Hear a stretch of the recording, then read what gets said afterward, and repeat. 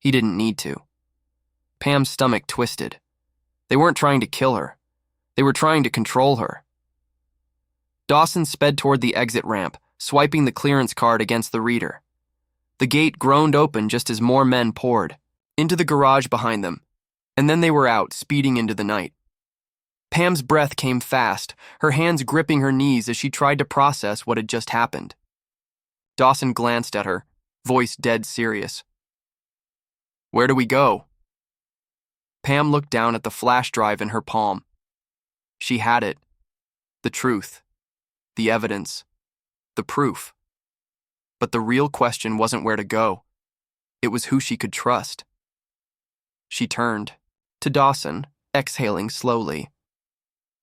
"I know exactly where we're going." And she prayed she was right. Pam had spent her career believing the system could fix itself, that the right people with the right information would do what was necessary. But as she raced away from the very institutions designed to uphold justice, she realized something chilling. The truth wasn't always enough. It had to land in the right hands, and not everyone wanted to hear it, as long as power could be bought. As long as those in control decided what the public got to know, corruption wouldn't just exist. It would thrive. She had a choice: stay quiet and let the world believe the lie, or risk everything to expose the truth. And for the first time in her life, she knew there was no going back. The real fight had just begun. Because in the end, the truth is only as powerful as those willing to defend it. What would you do if you uncovered something the world wasn't meant to see? Would you risk it all to reveal the truth? Or stay silent, knowing that might be the only thing keeping you safe? Finally, the agent stopped outside an unmarked steel door. No nameplate, no insignia, just a retinal scanner. He turned to her, his expression unreadable. "They're waiting for you inside." Pam didn't blink. Whatever was happening here, someone wanted her to see it. She stepped through the doorway. Inside, the room was dimly lit, dominated by a massive screen covering an entire wall. 3 senior agents stood in front of it, back straight, arms crossed. They weren't here for small talk. One of them, a man she recognized as Deputy Director Mark Ellis, turned to her and closed the door. Pam exhaled slowly, then did as he asked. Ellis wasted no time. "What you're about to see doesn't leave this room." Pam kept her voice steady. "Then why am I here?" Ellis didn't answer. Instead, he pressed a button on a nearby console. The screen flickered to life. At first, it was just security footage, grainy, black and white, time-stamped less than 48 hours ago. The camera feed showed a side entrance to a nondescript building somewhere in Washington, D.C.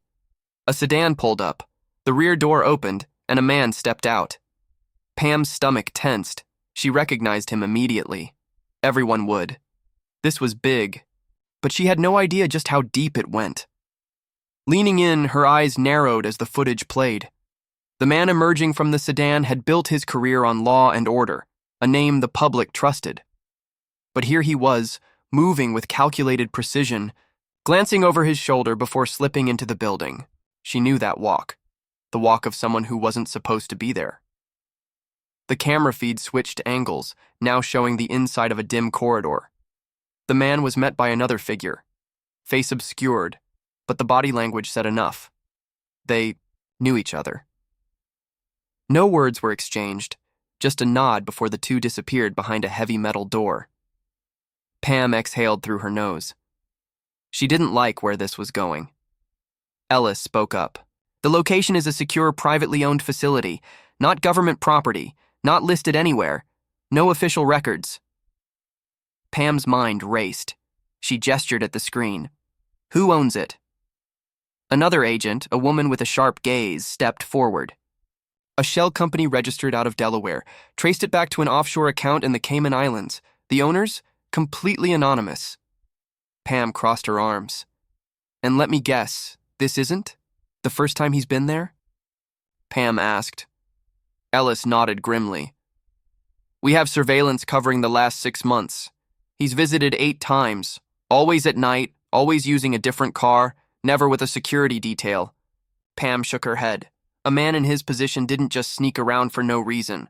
The footage jumped forward. The metal door opened again, and more figures entered the room. Pam counted 7 in total, all men, well-dressed, confident, moving, like they knew they were untouchable. The camera angle wasn't ideal, but one of them turned just enough for the system to register a partial facial match. A file appeared in the corner of the screen. Pam's breath caught. No, this didn't make sense. The man on the screen wasn't just some businessman or lobbyist.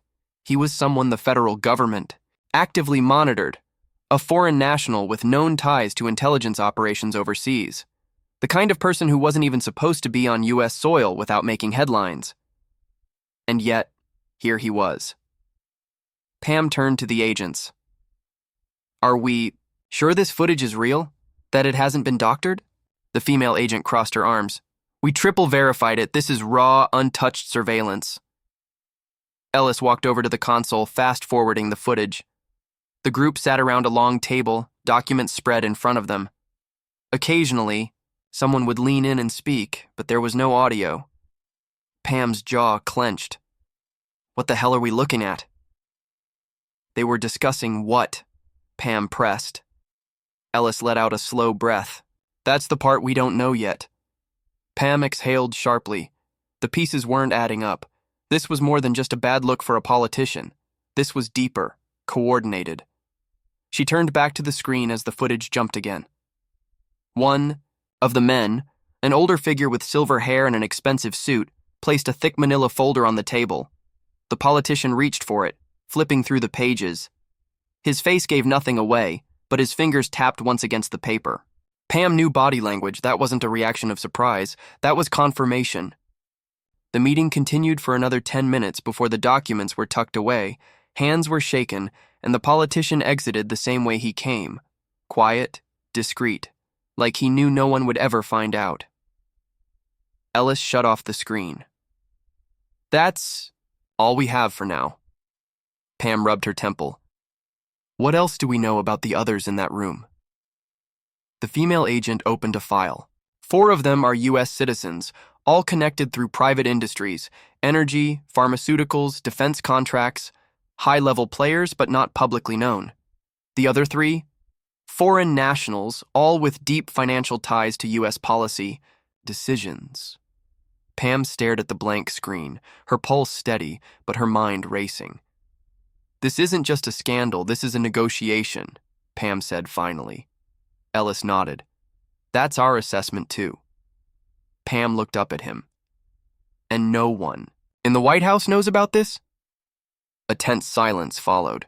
Ellis didn't answer right away, but when he did, his voice was low. We have reason to believe someone does. That was the part that scared her the most. The weight of the room shifted the moment he said it, the air growing thick. Pam studied, the agents in front of her. They weren't just presenting evidence. They were watching her, gauging her reaction. Folding her arms, she narrowed her eyes. Are you telling me there's someone in the administration who's aware of this and hasn't said a word? Ellis exchanged a look with the female agent. We don't have confirmation on that yet. Pam scoffed. Don't play games with me, Ellis. Either you suspect someone or you wouldn't have called me in. The female agent, whose name, Tag Reed K. Dawson, cleared her throat.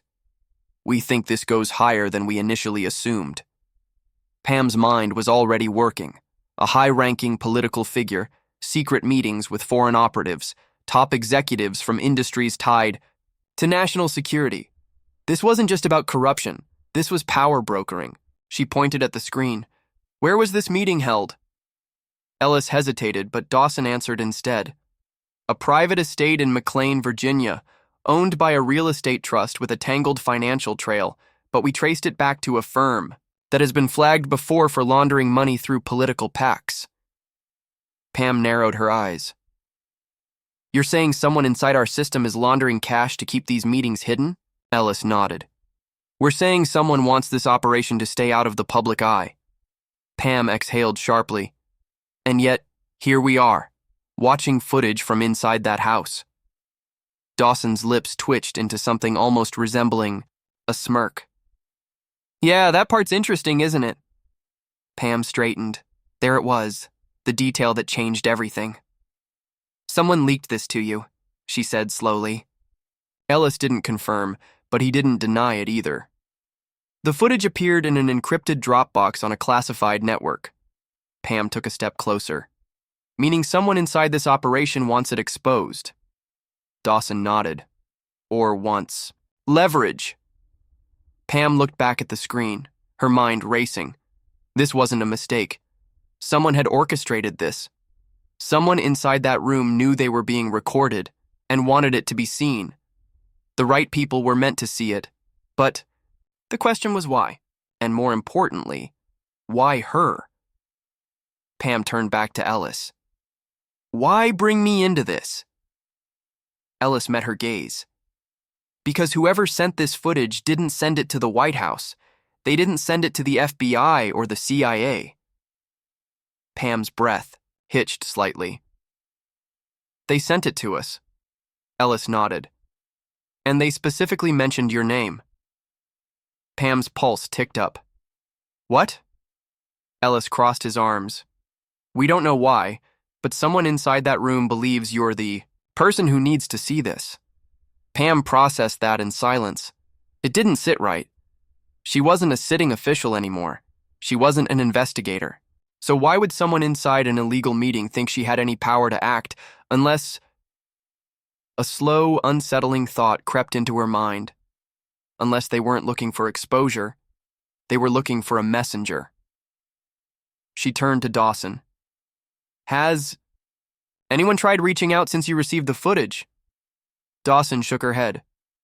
No direct contact, but we started noticing some strange activity. Pam frowned. What kind of activity? Ellis tapped a few keys on the console.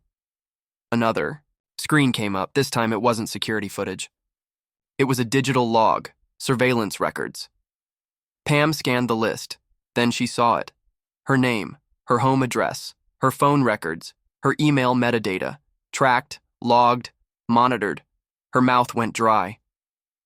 You're telling me someone has been watching me? Ellis exhaled. Not just watching, anticipating. Whoever sent us this footage knew you'd be pulled in before you even stepped into this building. They already had eyes on her. Pam ran a hand through her hair. This wasn't just a bombshell story. This was a trap. The real question was, who said it? And what the hell did they want from her? Her heartbeat slowed, not from relief, but from clarity. Someone had planned this, down to the exact minute she walked through that door. The weight of it settled into her chest, cold and heavy. She turned back to Ellis. You're telling me someone inside this operation wanted me to see this, and at the same time they're keeping tabs on me? Ellis nodded. That's exactly what we're saying. Pam let out a slow breath.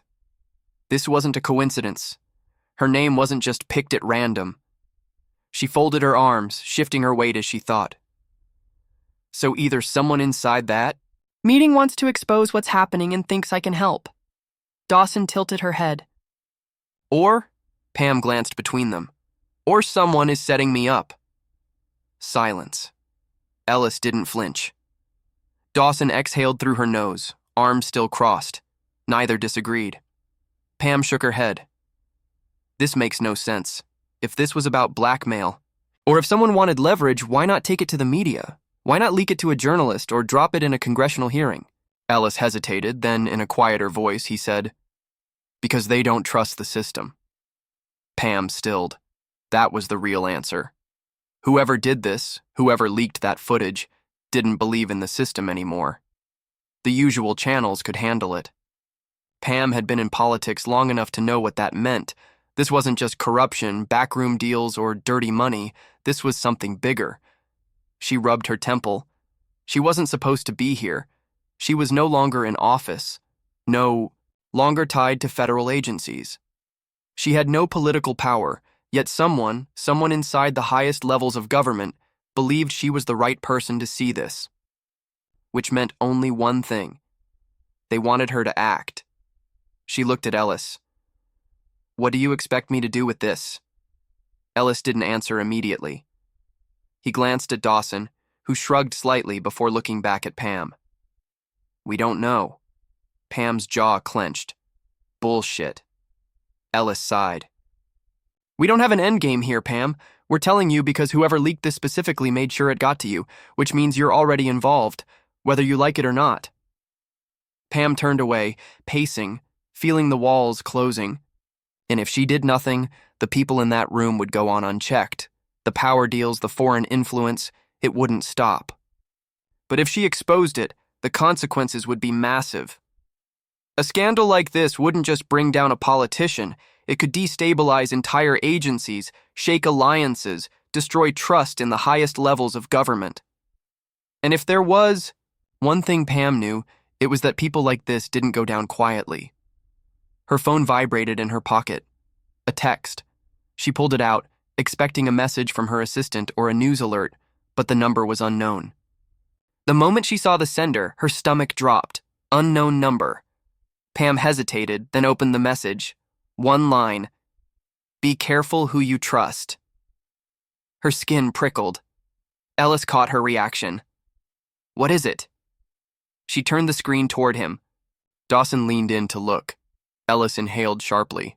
When did you get that? Pam didn't answer. Her eyes were locked on the timestamp. Received 12 minutes ago. Her blood ran cold. Whoever sent this knew she was here. She looked up at the two agents. I think we're already out of time. Someone was watching. All of them. Pam's grip tightened around her phone. The message wasn't a warning, it was a reminder.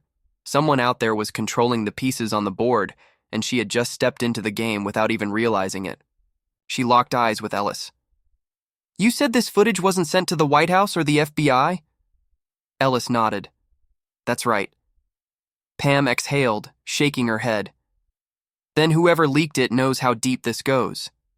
If they don't trust law enforcement, intelligence agencies, or even elected officials, then we're talking about something way beyond politics. Dawson crossed her arms. More than just a scandal. Pam met her gaze. More than just a cover-up. Because if someone inside that meeting had been reckless enough to get caught, they would have already cleaned it up. That meant whoever sent it wanted this to be seen. The footage was either deeply embedded or completely untouchable. The real question was, why involve her? Pam turned back to the screen, scanning the paused frame of the hidden meeting. 7 men, a mix of American elites and foreign operatives, and one well-known politician who had built his entire reputation on national security and loyalty to the country. She let out a dry laugh. Does he know he's been caught? Ellis hesitated. No. Pam shot him a sharp look. You're telling me he's walking around like nothing happened? Dawson shifted slightly. If he knew we'd already see signs of damage control. No sudden resignations, no controlled leaks, no anonymous sources trying to soften the impact. This was still contained. For now. Pam folded her arms. So what happens next? You sit on this? Wait until it's, convenient to act? Ellis didn't flinch. We brought you in for a reason. Pam's mouth twitched in frustration. And what reason is that? To be the middleman? To take the fall if this blows up? Dawson's voice was calm. To make a choice. Pam exhaled sharply. She didn't need this. She could walk away, pretend she never saw a thing, go back to her life, and let the people still in power deal with it. But deep down, she already knew that wasn't an option, because whoever sent that message to her phone didn't just want her involved. They needed her. They expected her to be. She looked at Ellis. What happens if this gets out? His face remained unreadable. Depends on how it gets out. Pam turned her phone over in her hands. She could do this the right way. Quiet inquiries back. Channels, legal procedures. But that would give the people involved time. Time to bury evidence. Time to discredit her. Time to make sure this never saw the light of day. Or she could take the risk. Go straight to someone who couldn't be controlled. But before she could say another word, a loud buzzing sound cut through the air. The agents froze. Ellis grabbed a device from his pocket, glanced at it, then looked up, his expression grim. "We've got company." Pam frowned. "Who?" Ellis turned to Dawson. "Check the cameras." Dawson moved quickly, typing a series of commands into the console. Within seconds, a live feed from the building's entrance appeared on the screen. Pam's stomach dropped. 2 black SUVs, tinted windows, no plates. The kind of vehicles used when people wanted to move unnoticed. Ellis swore under his breath. Pam's pulse ticked up. "Tell me you were expecting them." Ellis didn't answer.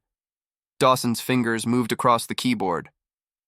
"They're not here for a scheduled meeting." She looked up, her expression tense. "They're here for us." Pam felt her breath hitch. Whoever was behind this, whoever had been watching, was done waiting. And now, they were making their move.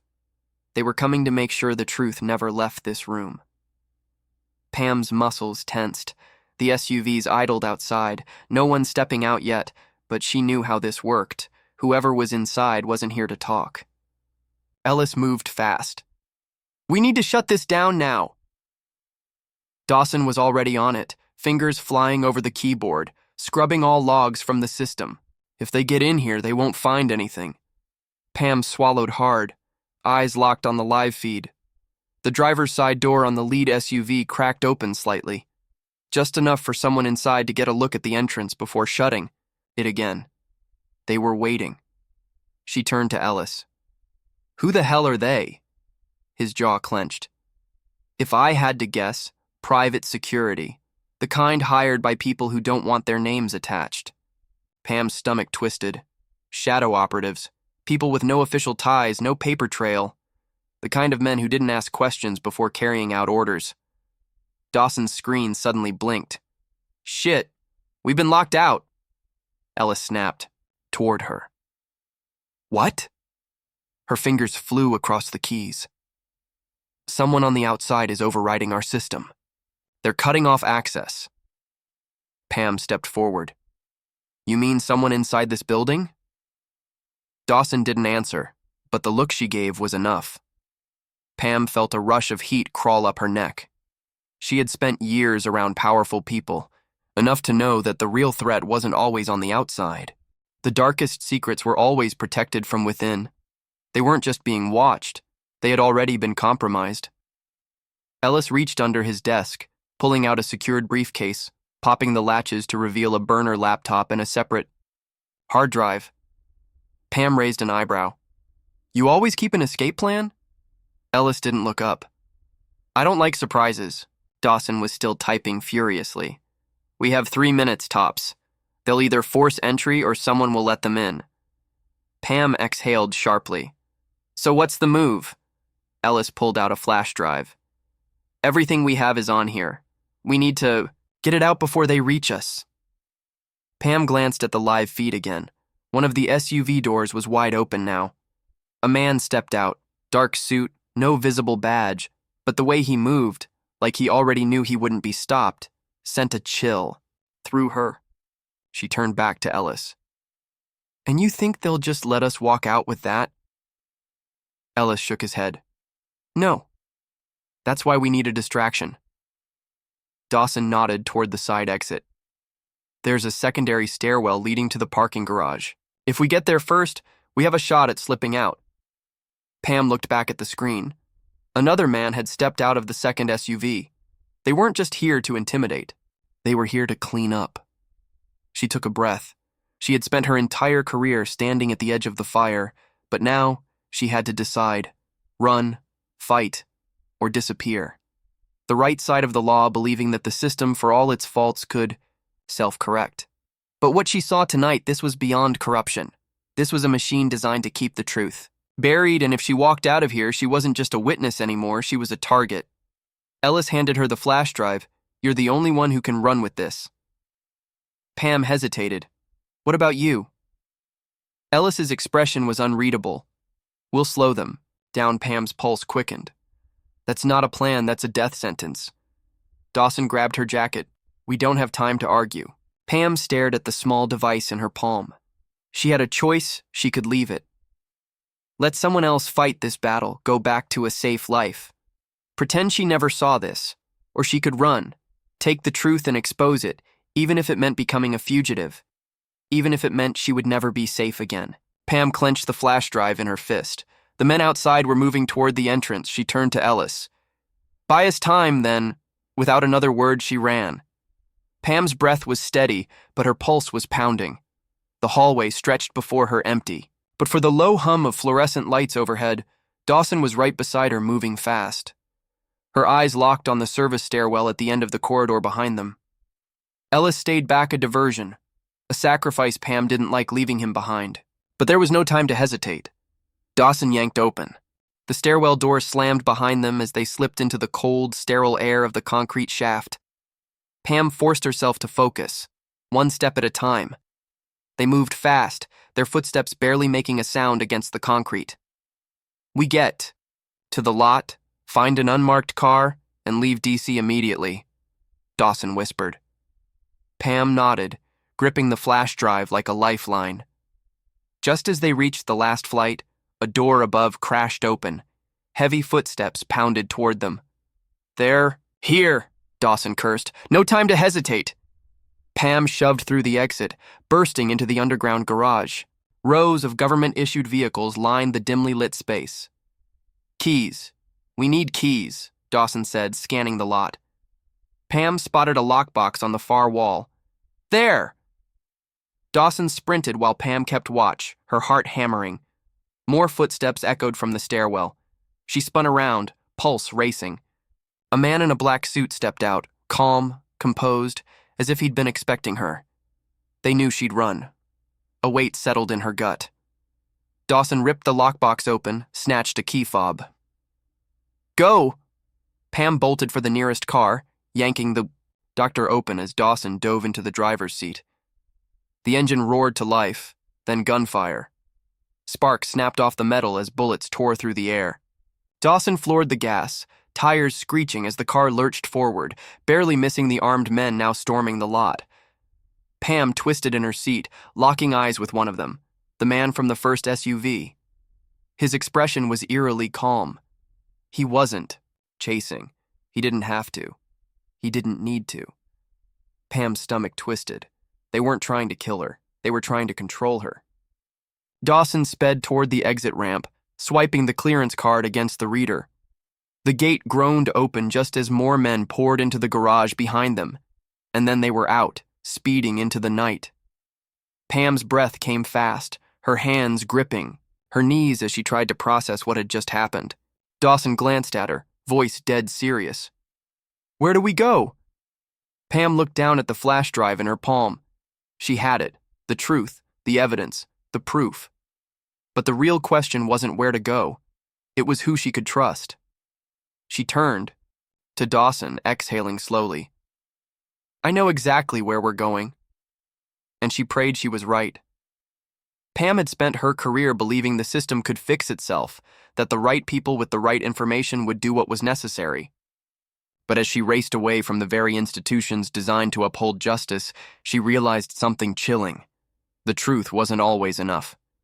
It had to land in the right hands, and not everyone wanted to hear it. As long as power could be bought, as long as those in control decided what the public got to know, corruption wouldn't just exist, it would thrive. She had a choice. Stay quiet and let the world believe the lie, or risk everything to expose the truth. And for the first time in her life, she knew. There was no going back. The real fight had just begun. Because in the end, the truth is only as powerful as those willing to defend it. What would you do if you uncovered something the world wasn't meant to see? Would you risk it all to reveal the truth? Or stay silent, knowing that might be the only thing keeping you safe?